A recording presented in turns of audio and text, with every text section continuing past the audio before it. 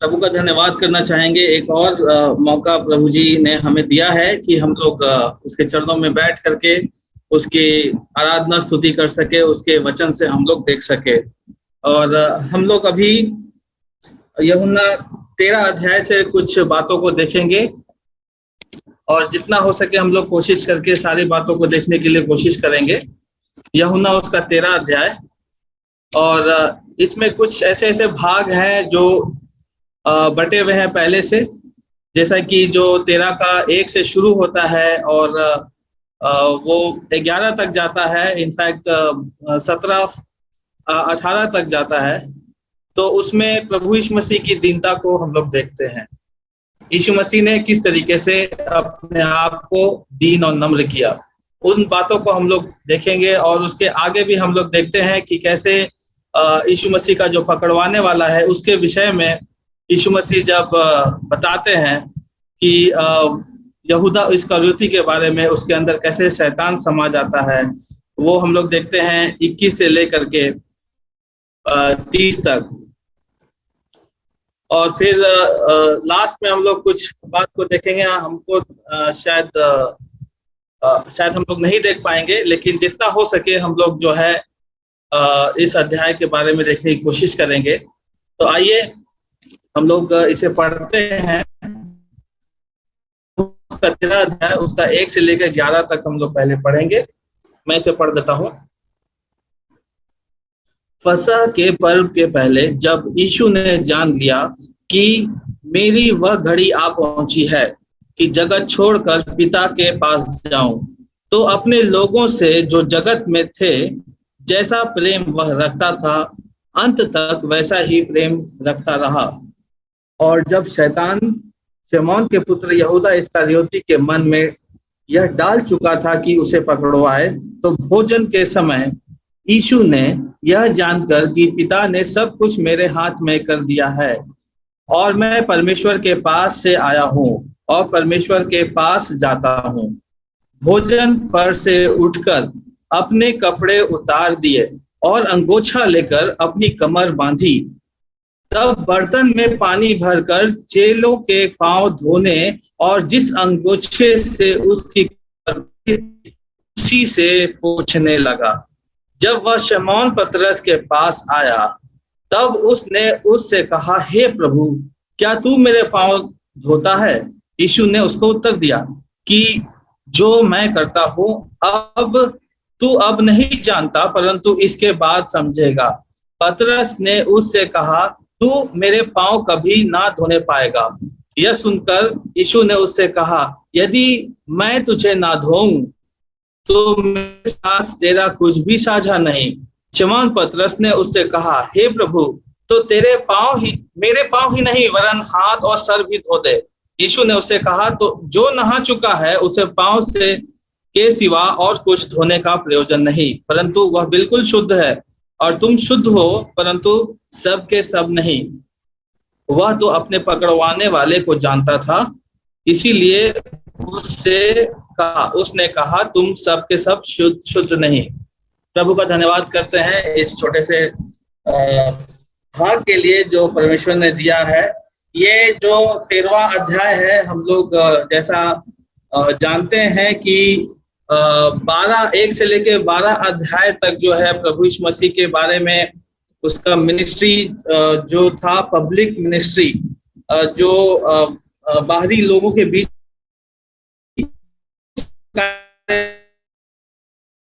देखते हैं। प्रभु यीशु मसीह ने 7 चिन्ह किए और चमत्कार, जो आश्चर्य कर्म जिसको कहते हैं।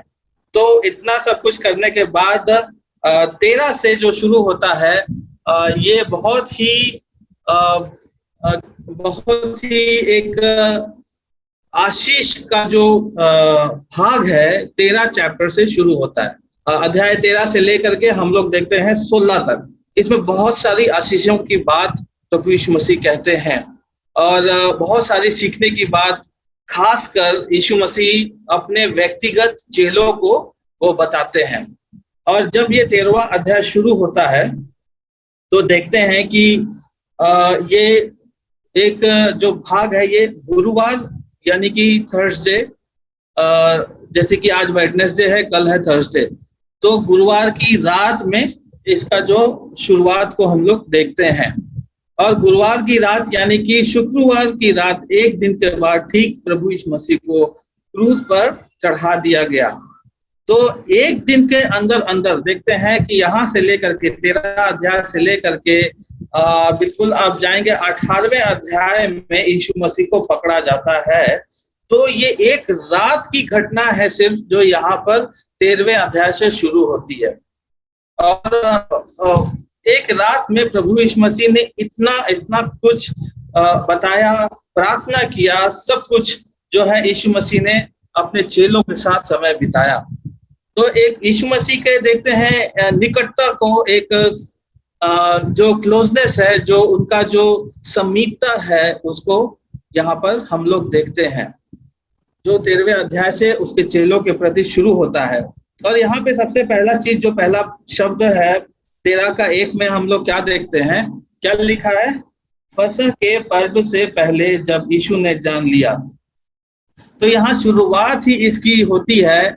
एक तरीके से देखते हैं इसका जो आगाज है, मतलब कि इसका जो शुरुआती है, फसह के पर्व के एक शब्द से, एक भाग से, अंश से शुरू होता है। फसह का पर्व हम लोग सब लोग जानते हैं इस बात को, और खासकर हम लोग जानते हैं कि फसह का पर्व, जो कि उसका दूसरा शब्द इंग्लिश में पास ओवर करते हैं। पास ओवर कहने का मतलब कि आप किसी के ऊपर से कूद के चले जाएंगे तो वो पास ओवर कर गए, आप कूद के चले गए। और इसे एक्चुअली बाइबल में भी इसका जो दूसरा शब्द दिया गया हिंदी में, उसको क्या कहते हैं? उसको कहते हैं लांघन पर्व, मतलब कि लांघ करके चले जाना, उसको कूद करके चले जाना। तो ये इसका यही दर्शाने का मतलब है कि सबसे पहली बात हम इसमें देखते हैं कि परमेश्वर जो है, परमेश्वर एक उद्धार करता, एक छुटकारा देने वाला, बचाने वाला एक परमेश्वर है। प्रभु यीशु मसीह के बारे में हम लोग देखते हैं कि फसह का पर्व जब भी बात होता है तो हम लोग जानते हैं कि फसह का पर्व के समय में मेमने का बलिदान हुआ था। तो उस मेमने के बलिदान के द्वारा, उसके लहू के द्वारा ही हम लोग जानते हैं कि सारे इस जो मिस्री लोग हैं उनको अलग किया गया था इस्राएलियों से। इस्राएलियों के पूरे दरवाजे पर जो है बाहर में खून लगाया गया उस मेमने का। वो शुद्ध मेमना, उसमें कोई किसी तरीके का दाग धब्बा कुछ नहीं होना था। ऐसे मेमना को लेकर के वो लोग उसको बलिदान करके उसका लहू को वहां पर चढ़ाते थे, वहां पे लगाए थे। तो फसह के पर्व के समय में हम लोग देख रहे हैं कि यीशु मसीह जो है अपने चेलों के साथ है वहां पे, और वहां पे देख रहे हैं कि ये एक यादगार है कि इस यादगार के दिन में यीशु मसीह जो है समीपता को और निकटता को अपने चेलों के साथ दर्शा रहे हैं। तो ये देखते हैं, यहाँ लिखा है कि जब यीशु ने जान लिया कि मेरी वह घड़ी आ पहुंची है कि जगत छोड़कर पिता के पास जाऊं, तो अपने लोगों से जो जगत में थे जैसा वह प्रेम रखता था, अंत तक वैसा ही प्रेम रखता रहा। तो हम लोग यहाँ देखते हैं दूसरी बात को कि यीशु ने जान लिया, और फिर हम लोग 3 में देखते हैं यीशु ने यह जानकर। तो यीशु सब कुछ जानने वाला, सब कुछ समझने वाला, सबके दिल के विचारों को जानने वाला एक ऐसा परमेश्वर है जो कि यहाँ पे दिखाता है कि वह प्रेम रखता था। ये बहुत ही अच्छी बात है, और बहुत, लेकिन हमारे लिए डरावनी बात भी है कि हमारे दिल के ख्यालों को जानने वाला परमेश्वर हमारे दिल में कैसे कैसे बुरे विचार और हर तरीके का जो नाश करने वाला जो विचार और ख्याल ये सभी आते हैं। और यहाँ पे लिखता है कि वह जैसा वह प्रेम रखता था, अंत तक वैसा ही प्रेम रखता रहा। यीशु जानता है हमें, हमारी स्थिति को जानता है, फिर भी वो प्रेम रखता है। तो हम देखते हैं कि यहाँ पे प्रेम के विषय में लिखा है। प्रेम के बारे में हम जब देखते हैं कि अब यूहन्ना के पूरे अध्याय को देखेंगे तो 1 से लेकर 12 तक जितनी आता है, 13वें अध्याय में आप उससे 3-4 गुना ज्यादा देखते हैं प्रेम के बारे में। 13 से लेकर के 18 तक, 17-18 तक प्रेम के बारे में लिखा है। यदि मान लीजिए कि किसी ने ऐसा काउंट किया था कि 1 से लेकर 12 तक 8 बार प्रेम शब्द जो है आता है, और 13 से लेकर 16 तक जो है देखते हैं कि कम से कम नहीं तो 24-20 के ऊपर 24 या 30 बार जो है प्रेम शब्द आता है। तो यहाँ पर सबसे बड़ा प्रभाव, सबसे बड़ा जोर जिस गुण पर दिया गया है यीशु मसीह का, वो गुण है प्रेम। तो ये अध्याय ही शुरू होता है फसह के पर्व से, यानी कि परमेश्वर का प्रेम जो कि उसने अपने इस्राएली लोगों पर दिखाया था। और दूसरी बात देखते हैं कि यीशु मसीह यहाँ पर है, वो कहता है कि जैसा वह प्रेम रखता था वैसा अंत तक प्रेम रखता रहा। प्रभु का धन्यवाद करते हैं कि आज परमेश्वर प्रभु यीशु मसीह हमारा जो है प्रेम करने वाला परमेश्वर है। तो हम लोग आगे बढ़ेंगे और देखेंगे कुछ बातों को। जो पहली बात हम इसमें देखते हैं, पहली बात देखते हैं कि यीशु मसीह की दीनता, यानी कि यीशु मसीह जो खुद प्रेम है वो दीन बन गया, और दीनता ही प्रेम है, ऐसा हम देखते हैं। दीनता ही एक तरीके से देखा जाए, विनम्रता ही एक तरीके से देखा जाए तो दीनता ही प्रेम है। और ये प्रेम की एक परिभाषा है कि हम जानते हैं कि प्रेम दीन और नम्र, और जैसा देखते हैं कि I am meek and lowly, यीशु मसीह बोलते हैं कि मेरा जुआ सहज है, बहुत ही छोटा है, बहुत ही मीक है। तो इसके बारे में हम देखते हैं कि यहाँ पर कुछ यीशु मसीह प्रेम के बारे में बता रहे हैं। और प्रेम करना खासकर उस गुण से अलग है जो उनका ख्याल रखने वाला, चाहे केयर करने वाला जो एटीट्यूड है, केयर करना अलग है और प्रेम करना अलग है। प्रेम करना अलग है और ख्याल रखना अलग है।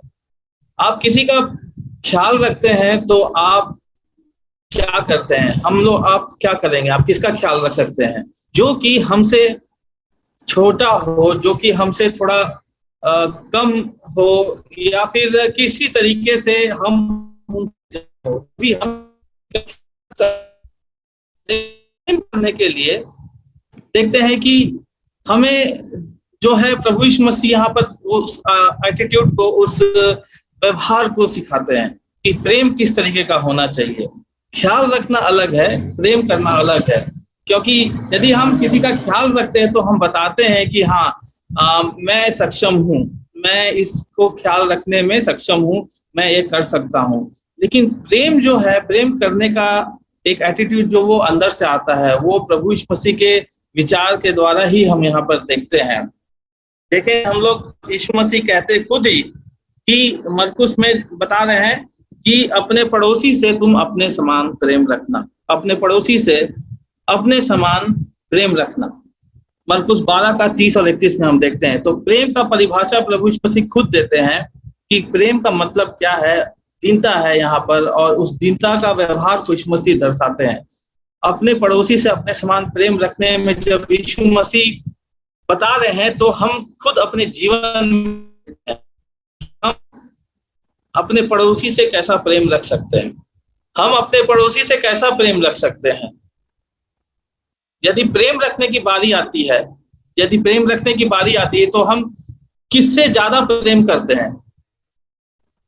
हमारा प्रेम, यदि हम अपने दिन भर के कार्यों को देखें तो सुबह सुबह उठ करके हम किसका ब्रश करते हैं?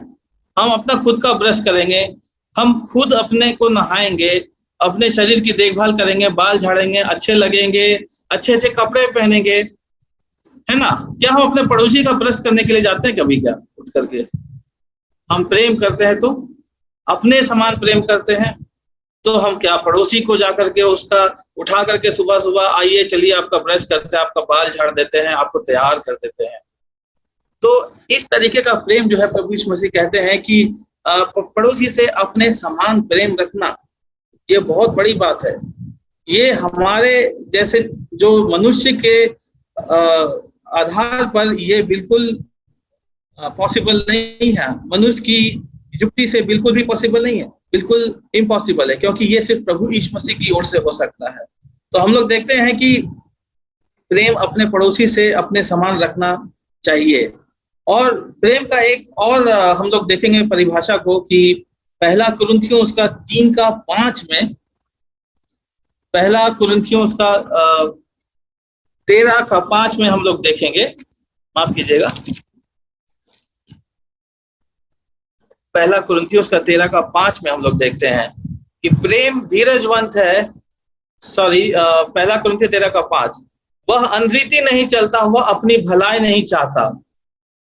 तो ये देखते हैं कि प्रेम जो है अपनी भलाई नहीं चाहता, वो अपनी भलाई के लिए कोई काम नहीं करता। ये बात प्रभु यीशु मसीह ने अपने जीवन से साबित किया कि जब वो इस संसार का सृष्टिकर्ता होकर के भी वो हमारे जैसे मरे हुए लोगों के लिए इस संसार में आया। वो हमारे लिए उस सिंहासन को छोड़ करके, स्वर्ग का सिंहासन उसको छोड़ करके इस पृथ्वी पर जो उसके पांव तले की चौकी है, यहाँ पर आ करके उसने एक मनुष्य का सा रूप और जीवन धारण किया। तो देखते हैं प्रेम अपनी भलाई नहीं चाहता। वो यीशु मसीह अपनी भलाई के लिए नहीं आए थे, वो हमारी भलाई के लिए आए थे। और देखते हैं फिलिपियों का 2 अध्याय में, बहुत जाना माना वचन है, फिलिपियों उसका 2 अध्याय में हम देखते हैं कि 5 से लेकर के यदि हम लोग 11 तक पढ़ेंगे तो इसका पूरा सारांश हमें मिलता है, पर हम लोग इसको पढ़ेंगे 8 में। और मनुष्य के रूप में प्रकट होकर अपने आप को दीन किया और यहाँ तक आज्ञाकारी रहा कि मृत्यु, क्रूस की मृत्यु भी सह ली। यानी कि यीशु मसीह ने इतना प्रेम किया। प्रेम करने का मतलब है कि अपने आप को विनम्र किया और दीन किया, इतना झुका दिया कि उसने मनुष्य का रूप धारण किया, और रूप ही धारण नहीं किया बल्कि अपने आप को दीन किया। दीन करने के बाद अपने आप को आज्ञाकारी किया। आज्ञाकारी करने के बाद कहता है कि वो तो उसका जीवन था कि पूरे जीवन में उसने उसके जन्म में, प्रभु यीशु मसीह के जन्म में उसने अपना दीनता दिखाया, और उसके जो जीवन काल में उसने अपना दीनता दिखाया, वो आज्ञाकारी रहा। यहाँ तक कि उसकी मृत्यु भी इतनी दीन और इतनी निचले स्तर की थी। वो कहता है कि हाँ, क्रूस की मृत्यु, उस समय का सबसे खराब मृत्यु जो हुआ करता था वो क्रूस का मृत्यु, यीशु मसीह ने वो भी सह लिया, इतना दीन किया। और क्यों? क्योंकि प्रेम अपनी भलाई नहीं चाहता। यीशु मसीह अपनी भलाई के लिए कोई काम नहीं किए, और यीशु मसीह ने सिद्ध कर दिया कि अपने पड़ोसी से अपने समान प्रेम रखो। यीशु मसीह जो चाहते थे कि हम मरने के बाद सदैव के लिए उनसे दूर ना हो बल्कि उनके नजदीक आए, हमेशा के लिए, अनंत काल के लिए, तब यीशु मसीह ने यह काम किया हमारे लिए। फिर हम लोग देखते हैं कि प्रभु यीशु मसीह खुद कहते हैं मत्ती 11:29 में, हे सब परिश्रम करने वालों और बोझ से दबे हुए लोगों, तुम मेरे पास आओ, मैं तुम्हें विश्राम दूंगा। मेरा जुआ उठा लो क्योंकि वो सहज है और मैं नम्र और मन में दीन हूँ। यीशु मसीह नम्र और मन में दीन है। तो यीशु मसीह का मन दीन है और अपने आप को दीन किया उन्होंने। और इस बात से हमारा मन बिल्कुल भटकना नहीं चाहिए कि दीनता ही प्रेम है यीशु मसीह का। उसने किस तरीके से अपने आप को दीन किया। अभी हम लोग 13 अध्याय में जो उनके पैर, शिष्यों के पैर धोने की बात है वो देखते हैं, तो उससे भी वही हम लोग देख रहे हैं बात को कि यीशु मसीह कितना दीन कर रहा है अपने आप को। हम लोग आगे देखेंगे कि इसी बात को प्रभु यीशु मसीह 15 अध्याय में बता रहे हैं। 15 अध्याय का 13 पद में हम लोग देखते हैं, यीशु मसीह यहाँ पे कह रहे हैं कि इससे बड़ा प्रेम किसी का नहीं कि कोई अपने मित्रों के लिए प्राण दे दे। यानी कि हम और आप जैसे शायद अपने मित्रों के लिए प्राण दे दें, लेकिन इससे बड़ा प्रेम कोई नहीं। यीशु मसीह यहाँ पर दिखा रहा है कि मनुष्य की रीति पर कितना बड़ा प्रेम हो सकता है कि शायद हम और आप अपने प्रियजनों के लिए हम लोग जान देने के लिए तैयार हो जाएं। लेकिन यदि कोई हमसे नफरत करता है, कोई मेरा विरोधी है जिससे मैं नफरत करता हूं और जिसको मैं नहीं चाहता हूं, तो क्या मैं उसके लिए अपना जान देने के लिए तैयार हूं? मैं बिल्कुल भी तैयार नहीं होऊंगा, कोई भी तैयार नहीं होगा। वो तो चाहेगा कि मेरे विरोधियों का नाश हो। लेकिन प्रभु यीशु मसीह कहते हैं कि एक दूसरे से प्रेम, जो अपने सताने वालों को आशीष दो, प्रार्थना करो उसके लिए। तो प्रेम का जो एक दीनता का स्वभाव है वो यीशु मसीह चाहते हैं कि वो हम सब में भी आए। और हम लोग देखेंगे एक और पद को 13 का 34 और 35 में ही हम लोग देख रहे हैं। 13 अध्याय का 34 और 35 में हम लोग इसको देखते हैं कि मैं तुम्हें एक नई आज्ञा देता हूं कि एक दूसरे से प्रेम रखो। जैसा मैंने तुमसे प्रेम किया वैसा ही तुम भी एक दूसरे से प्रेम रखो। यदि आपस में प्रेम रखोगे तो इसी से सब जानेंगे कि तुम मेरे चेले हो। देखते हैं कि प्रेम और दीनता को प्रभु यीशु मसीह ने बिल्कुल जोड़ दिया है।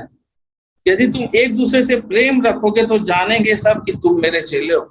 यीशु मसीह के चेले यदि हम बोलते हैं कि हम हैं, तो क्या हमारे अंदर का दीनता, क्या हमारे अंदर का प्रेम, यहाँ पे लिखा है कि सब जानेंगे, क्या सब जान रहे हैं?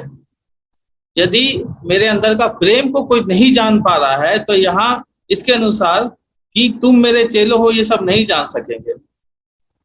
तो इसीलिए हम देखते हैं बहुत सारे बड़े बड़े प्रभु के दास लोग जो हैं वो लोग कहते हैं कि एक एग्जाम्पल मैं देना चाहूंगा डीएल मूडी का। जो डीएल मूडी प्रभु के बहुत बड़े प्रचारक रह चुके थे और 1800 ईस्वी में 19th सेंचुरी में जो जब उनका एक बहुत बड़ा कॉन्फ्रेंस हुआ था, तो मैं इस कहानी को जब पढ़ रहा था तो मैं भी बहुत भावुक हो गया था कि बहुत बड़ा कॉन्फ्रेंस हो रहा था, बहुत सारे वहां पे प्रभु के दास लोग आए थे। वो दास लोगों का एक तरीका होता था कि वो लोग जूते को बाहर खोल करके और वो लोग अंदर जाकर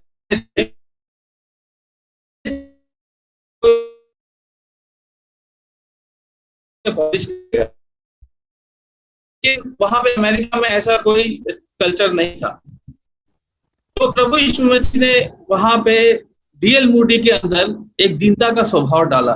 जब वो आए वहां पर और हॉल घुसने से पहले उन्होंने देखा कि ये जूते इतने सारे रखे हैं, कोई पॉलिश नहीं कर रहा है, तो उनको पता था कि उन्होंने यहाँ जूते क्यों खोलने हैं। और इसीलिए उसने अपने प्रेम और दीन स्वभाव को वहां पर उजागर किया और जाकर के वो एक सारे जूतों को पॉलिश करने लगे। हम शायद अपने जूते को भी हम पॉलिश नहीं कर पाएंगे, लेकिन सारे जूतों को पॉलिश करने लगा। तब उसको पता चला कि अरे ये तो डीएल मूडी है, ये जूते पॉलिश कर रहा है। तो उसने जाकर सबको बताया।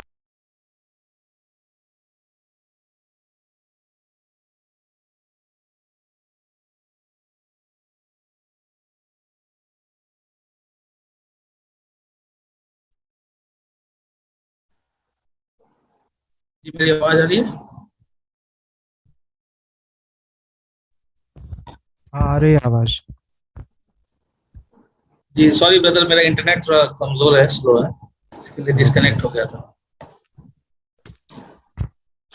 तो हमने डीएल मूडी के लाइफ से देखा, जीवन से देखा कि किस तरीके से परमेश्वर ने उसे इस्तेमाल किया जूते पॉलिश करने के लिए, और सारे दासों का जूता उसने पॉलिश खुद किया। तो हमारे अंदर भी वो दीनता का स्वभाव आता है जब हम अपने जाते हैं कलीसिया की ओर जाते हैं या फिर ऐसे किसी भाई की ओर जाते हैं जिसके घर में हम अक्सर जाया करते हैं। उसके घर में यदि कुछ हम देखें कि ऐसा छोटा काम हो, कुछ झाड़ू लगाना हो कलीसिया में या कुछ बर्तन साफ करना हो कुछ कलीसिया में, तो हम क्या एक कोने में ऐसे खड़े रह करके हम देखते हैं कि कौन इसे करेगा, कौन है। या फिर हम जब बस में जा रहे हो तो कभी कभी आपने देखा होगा कि आप बस में जा रहे हो, यदि आप जवान व्यक्ति हैं, बस में जा रहे हैं, बैठे हुए हैं, बाकी सब भी बैठे हुए हैं, उतने में एक बुजुर्ग आदमी आके खड़े हो जाते हैं, तो आपके अंदर क्या आता है ख्याल?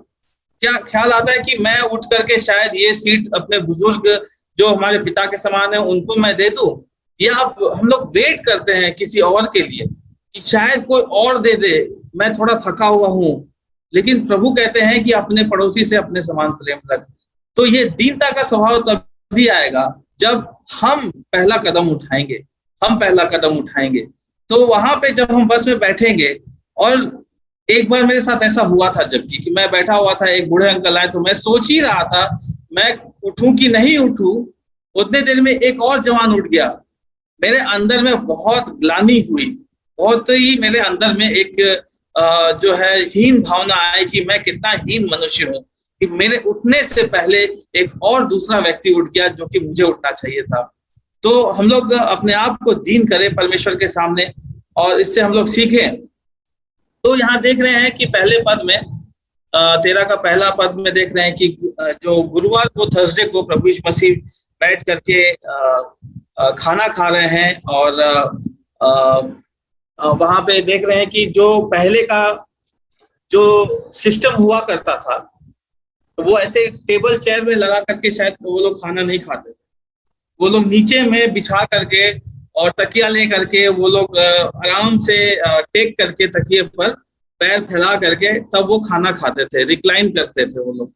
तो वहां देखते थे कि बहुत लोग बैठे हुए, यीशु के चेले बैठे हुए थे और उस सभा में चेले लोग क्या बात कर रहे थे, लूका जो 22 अध्याय में जब पढ़ते हैं तो वो पता चलता है कि चेले लोग खाने के लिए बैठे हुए हैं फसह के पर्व के दिन, यीशु मसीह के साथ बैठे हुए हैं और वो लोग बातें क्या कर रहे हैं कि हम में से बड़ा कौन है, हम में से बड़ा किसे समझा जा सकता है, ये सब उनकी बातें चल रही थी। तो यीशु मसीह ये सब सुन रहे थे बैठ करके, बस वो उन्होंने कुछ बोला नहीं। और यहाँ पे बात हम देखते हैं कि दूसरे पद में कि भोजन के समय, यानी कि भोजन के समय यानी भोजन खाते समय, दूसरे पद के लास्ट में लिखा हुआ है कि भोजन के समय यीशु ने यह जानकर कि पिता ने सब कुछ मेरे हाथ में कर दिया है और मैं परमेश्वर के पास से आया हूं और परमेश्वर के पास जाता हूं, भोजन पर से उठकर, भोजन के समय यानी कि यीशु मसीह और चेले लोग भोजन खाना उस समय शुरू कर दिए थे। वो लोग भोजन खा रहे थे। भोजन खाते समय वो लोग जैसा हम लोग डिस्कस करते हैं कि आज का क्या था, दिन में क्या हुआ, ये हुआ, शाम के खाने के समय में हम लोग बात करते हैं। तो चेले लोग बात करते हैं कौन बड़ा है, कौन छोटा है, क्या है। और उस समय यीशु मसीह क्या करते हैं, वो उठते हैं और भोजन को छोड़ते हैं। लिखा है 4 पद में, भोजन पर से उठकर अपने कपड़े उतार दिए और अंगोछा लेकर अपनी कमर बांधी। तो यहाँ पे देखते हैं कि वही दीनता और जो नम्रता के स्वभाव को यीशु मसीह फिर से वो दिखा रहे हैं। वो लोग बहस कर रहे हैं कि बड़ा कौन है और यीशु मसीह जो है यहाँ पर उनको दिखा रहे हैं कि एक्चुअली छोटा कौन है, छोटा कैसे होना चाहिए हमें।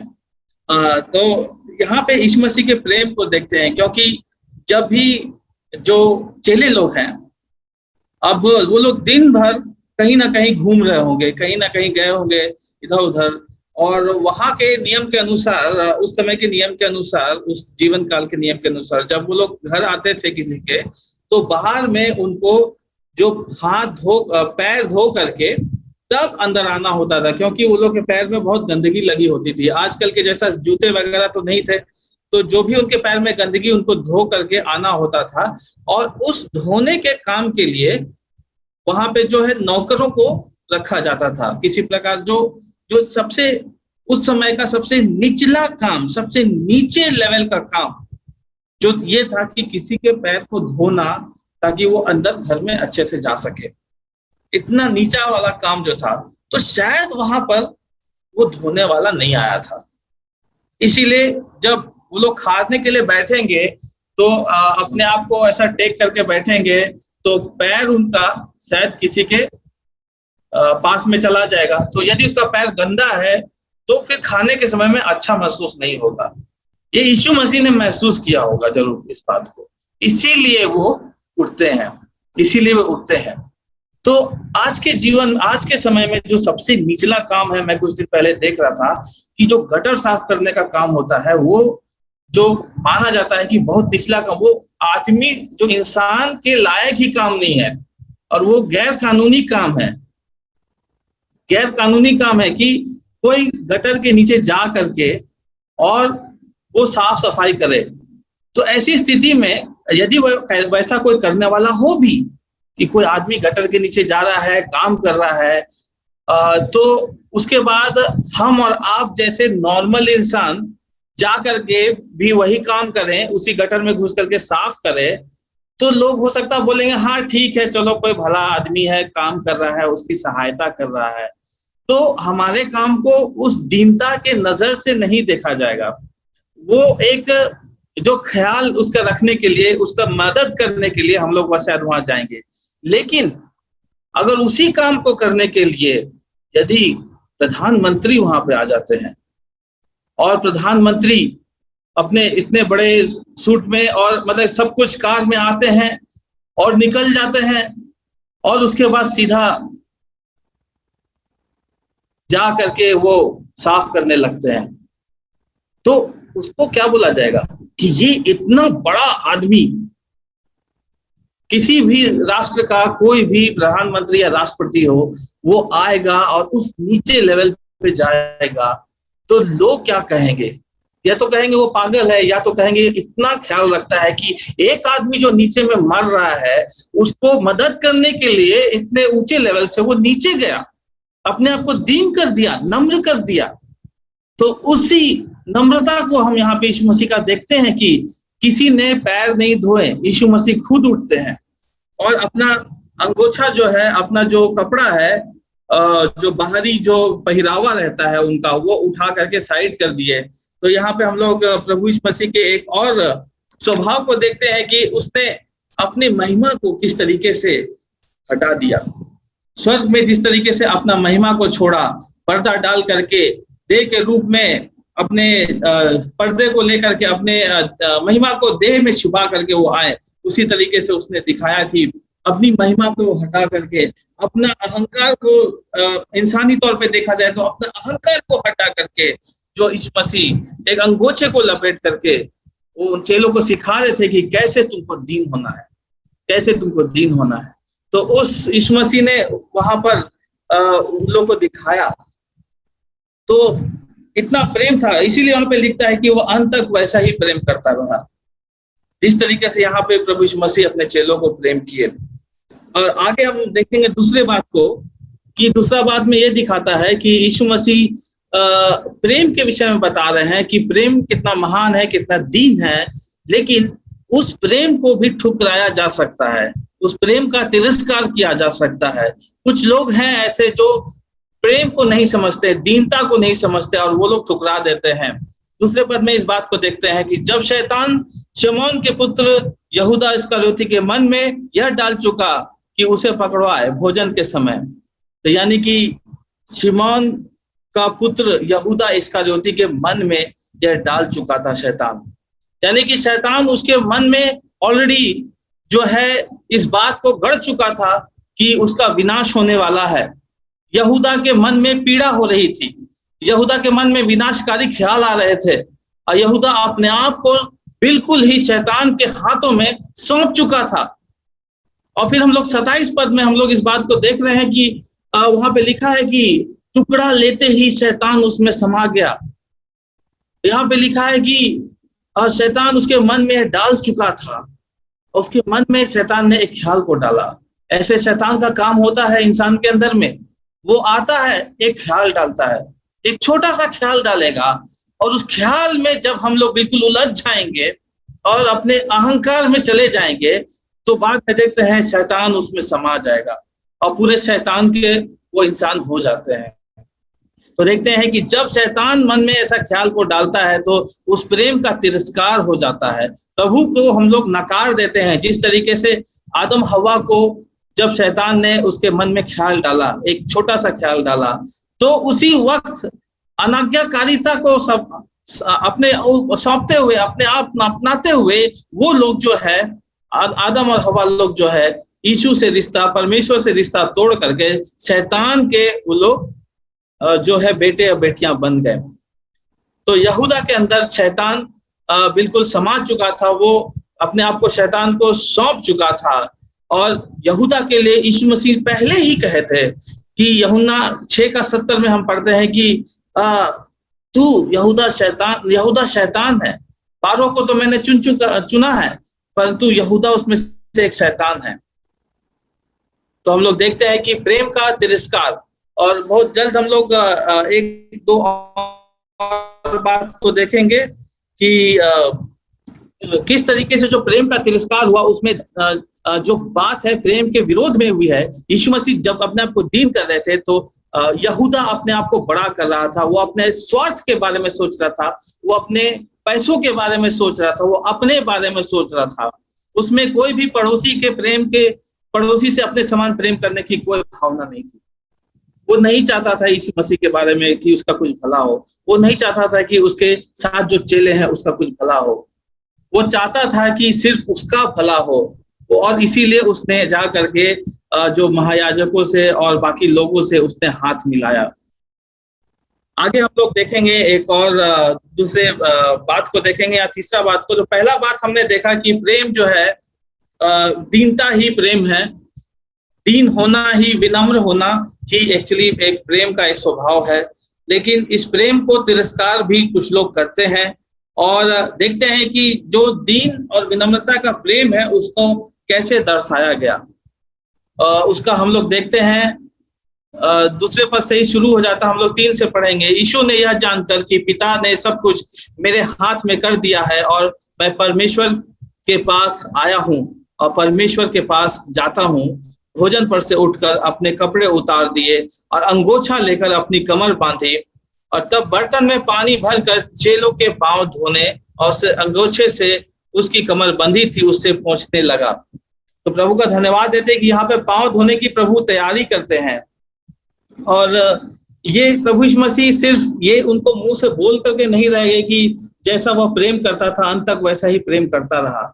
सिर्फ प्रभु ने उनको बता करके सिर्फ उनको छोड़ नहीं दिया कि हाँ प्रेम का ये परिभाषा है, तुम ऐसे ही किया करो, बल्कि प्रभु ने अपने आप को उस स्थिति में ढाल करके उन्होंने इसको बताया। जैसा मैंने अभी बताया कि किस तरीके से चेलों का पैर जो इतना गंदा था उनको धोने की आवश्यकता थी, लेकिन चेलों ने ये उचित नहीं समझा। चेलों ने उचित नहीं समझा कि हम अपने पैरों को खुद से भी धो लें। सारे लोग वहां पे, चेले लोग बैठ गए और वहां पर यीशु मसीह को सबका पैर धोना पड़ा। देखते हैं हम लोग बाद में कि यीशु मसीह सबका पैर धो देते हैं। लेकिन एक बात आप ध्यान देंगे यहाँ पे कि यीशु मसीह का पैर कोई नहीं धोता है, ना यीशु मसीह अपना पैर खुद धोते हैं। वहां पे इस बात को लिखा नहीं गया है क्योंकि शायद यीशु मसीह पहले ही अपना पैर धो चुके होंगे, पहले ही वो धो करके अंदर आए होंगे, और इसीलिए जब उन्होंने अपने शिष्यों के पैरों को देखा कि इतनी गंदगी है तो उनसे रहा नहीं गया, और उन्होंने उनको अपना प्रेम का एक नमूना दिखाने के लिए, देखिए उस नमूना शब्द का उपयोग भी बाद में करते हैं यीशु मसीह 16 में 15 में करते हैं कि मैंने तुम्हें नमूना दिखा दिया है। तो देखते हैं एक नमूना दिया यीशु मसीह, और कहते हैं पहला यूहन्ना में हम लोग देखते हैं कि जो यीशु मसीह ने यहाँ किया उसके बारे में साफ साफ लिखा है। पहला यूहन्ना 3:18, पहला यूहन्ना उसका 3:18 में हम पढ़ेंगे। हे बालको, हम वचन और जीभ से नहीं पर काम और सत्य के द्वारा भी प्रेम करें। हे बालको, हम वचन और जीभ से ही नहीं बल्कि काम और सत्य के द्वारा भी प्रेम करें। वचन और जीभ से प्रेम करने का मतलब क्या हुआ? वचन और जीभ से प्रेम करने का मतलब क्या हुआ? हम कैसे वचन और जीभ से प्रेम करते हैं? कोई बता सकते हैं क्या? वचन और जीभ से प्रेम करना यूहन्ना 3:18 में हमने देखा।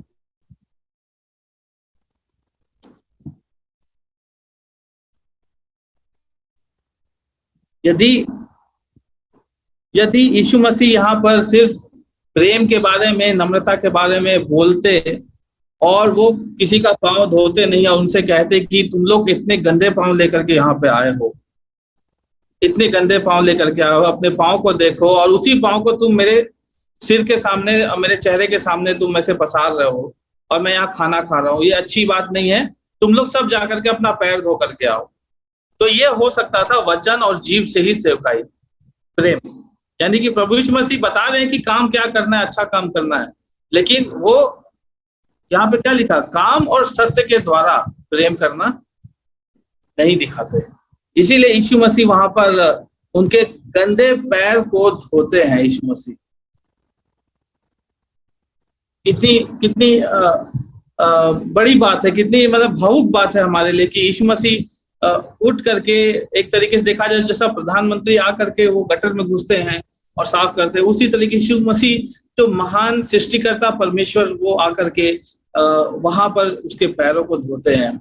और चेले लोग भी शायद जो है उनके अंदर किसी प्रकार का एक ईगो होगा, एक अहंकार होगा कि पैर साफ करने वाला तो वो नौकर आया नहीं, तो मैं क्यों पैर साफ करूं अपना, जब वो नहीं आया तो उसमें मेरी क्या गलती है। तो वहां पे देखते हैं कि चेलों का भी एक अहंकार होगा। और जब यहाँ पे देखते हैं कि 5 में देखते हैं कि तब बर्तन में पानी भरकर चेलों के पांव धोने और अंगोछे से जो कमर बंधी थी पोंछने लगा। यहाँ पे हम क्या देख रहे हैं, यीशु मसीह चेलों का पांव धोना शुरू कर देते हैं, लेकिन एक भी चेला उनसे कुछ नहीं कहता है। एक भी चेला, कुछ यहाँ पे रिकॉर्डेड नहीं है कि कोई एक चेला कुछ कहे। पतरस के बारे में बाद में जरूर लिखा है, लेकिन पतरस को छोड़ करके और कोई चेला, यहूदा इस्करियोती भी, कोई कुछ नहीं बोलता है। वो लोग भौचक्के रह गए थे, बिल्कुल ही वो लोग बिल्कुल भौचक्के रह गए थे। मतलब कि उनके होश उड़ गए कि ये महान परमेश्वर जो है ये आकर के हमारे पैर धो रहे हैं।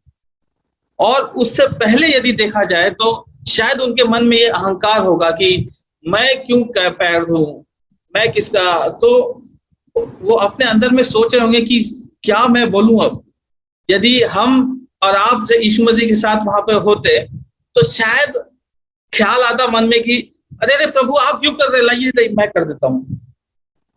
ऐसा शायद हम लोग बोलते। आजकल जैसे हम लोग देखते हैं कि किसी कलीसिया में जाएंगे आप, तो कोई अंकल झाड़ू लगा रहे हो या कुछ कर रहे हैं तो हम लोग के अंदर थोड़ा सा दीनता आ जाता कि हम लोग अरे अंकल होकर के झाड़ू लगा रहे हैं। लेकिन चेलों को देखते हैं कि उन्होंने कुछ भी नहीं बोला और यीशु मसीह धोते गए पैर वहां पर। तो किसी ने भी अपने आप को नहीं झुकाया वहां पर। सब अपने अहंकार में, सब अपने ही बात में वो लोग कौन बड़ा है कौन छोटा है, यही सब वो लोग डिस्कशन में रह गए। तो हमारे पास ये सीख है कि हम अपने आप को कब झुका सकते हैं। क्या ऐसा कोई समय आता है कि कोई हमसे बहुत ही गया गुजरा इंसान हो, उसके सामने हमको दीनहीन नम्र होने की आवश्यकता हो और हम बने? ऐसा हो सकता है क्या? और हमारे बनने क्या मोटिव और उसका जो उद्देश्य क्या है, क्यों हम दीन बनना चाहते हैं?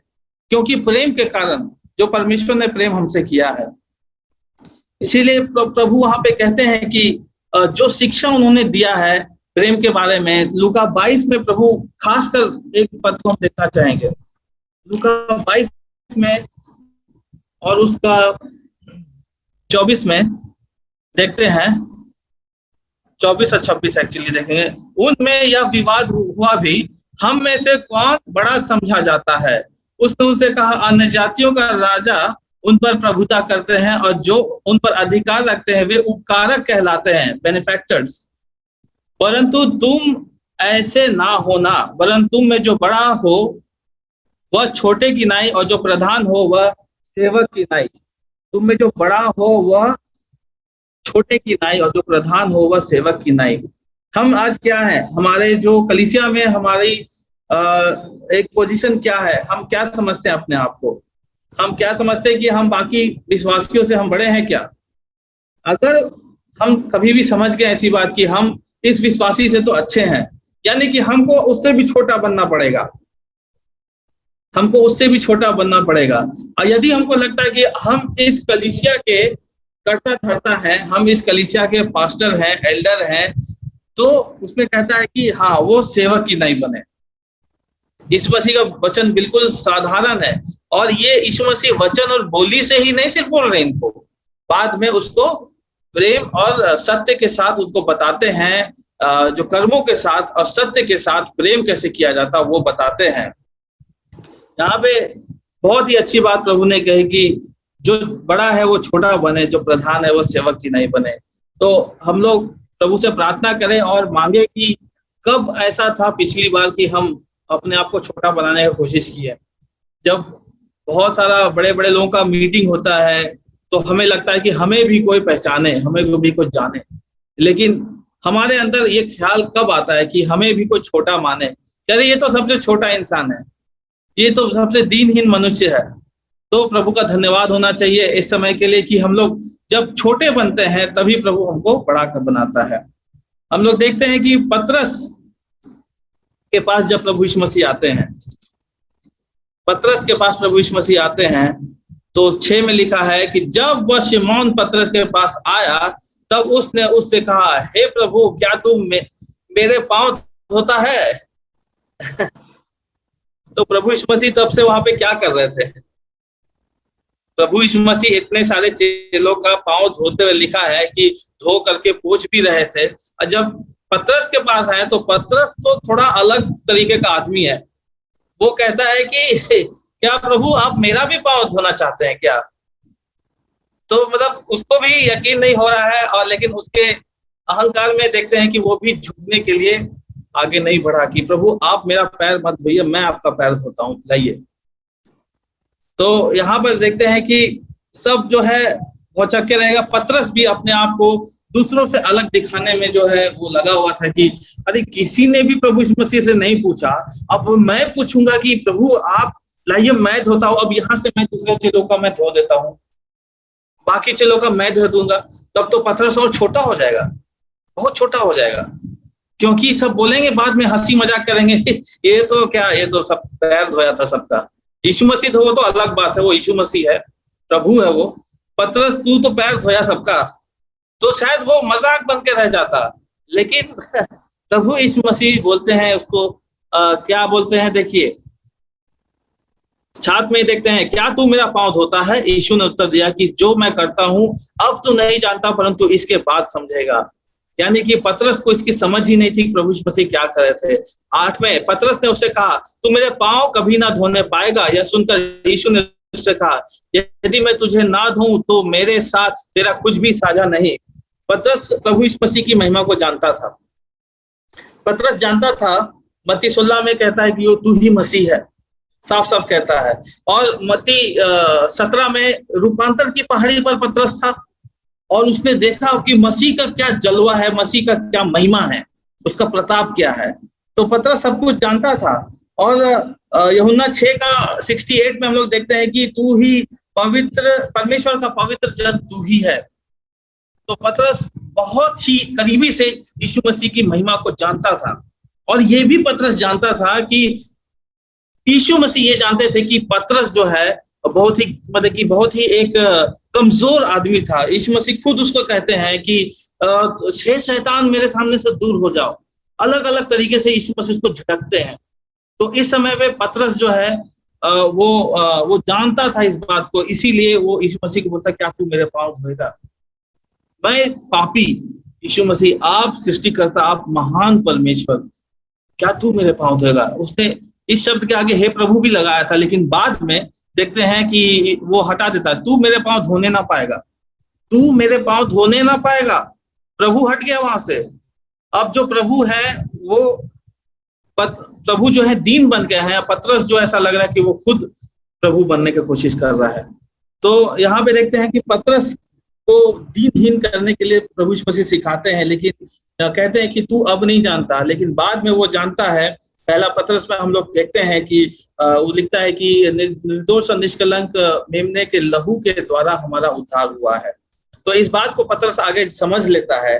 और देखते हैं कि यहाँ पे यीशु मसीह उद्धार के बारे में बात कर रहे हैं, कि जो पांव धोने का बात कर रहे हैं, कि जो पतरस कहता है मुझे तू नहा दे, मेरा सर भी धो दे। तो यीशु मसीह कहते हैं जो नहा चुका है उसको फिर से नहाने की जरूरत नहीं, यानी कि जिसका उद्धार हो चुका है उसको फिर से उद्धार करने की जरूरत नहीं है, उसके सिर्फ पांव धोने की जरूरत है। यानी कि उसके जो अभी के पाप हैं उससे उसको पाप को मान करके अंगीकार करके, पहला यूहन्ना 1:9 के अनुसार अंगीकार करके उसको छोड़ देने की जरूरत है। तो यहाँ पे उद्धार के विषय में भी परमेश्वर प्रभु यीशु मसीह कहते हैं। और आगे देखते हैं कि जैसा बोलते हैं कि तू अब नहीं जानता परंतु इसके बाद समझेगा। और वो हम देखते हैं 16 में 15 से हम लोग पढ़ेंगे, क्योंकि मैंने तुम्हें नमूना दिखा दिया है कि जैसा मैं तुम्हारे साथ किया है वैसा भी तुम भी वैसा ही किया करो। मैं तुमसे सच सच कहता हूं कि दास अपने स्वामी से बड़ा नहीं, ना भेजा हुआ अपने भेजने वाले से। तुम तो ये बातें जानते हो और यदि उन पर चलो तो धन्य हो। यहाँ पे कहते हैं कि पहले कहते अब तू नहीं जानता, लेकिन यहाँ पे कहते तुम ये बातें जानते हो। तो प्रभु का धन्यवाद हो कि प्रभु कह रहे हैं कि अब तुम समझ गए हो। इस नमूने के बाद यीशु मसीह यहाँ पे पहली बार नमूना शब्द का इस्तेमाल करते हैं, और ये पूरे बाइबल में यीशु मसीह, पूरे नए नियम में और सुसमाचार में पहली बार यीशु मसीह बताते हैं कि मैंने तुम्हें नमूना दिखाया। ये पहला और आखिरी नमूना है यीशु मसीह ने दिया है, अपने आप को दीन करने का नमूना दिया है, जो हम सब के लिए है, और इसको कोई भी अपना सकता है। जो भी प्रभु का दास है, जो छोटा से छोटा विश्वासी, बड़े से बड़े विश्वासी है, वो लोग जानते हैं और वो लोग इस बात को मानते हैं, और जो अपने आप को छोटा करेगा वही बड़ा बनेगा। जैसे कि जो यूहन्ना बपतिस्मा देने वाला था, उसने कहा कि तू बढ़े और मैं घटूं। इसलिए परमेश्वर का नाम का धन्यवाद करते हैं इस समय के लिए कि इस प्रेम का जो बुलाहट को भी प्रभु ने दिखाया है।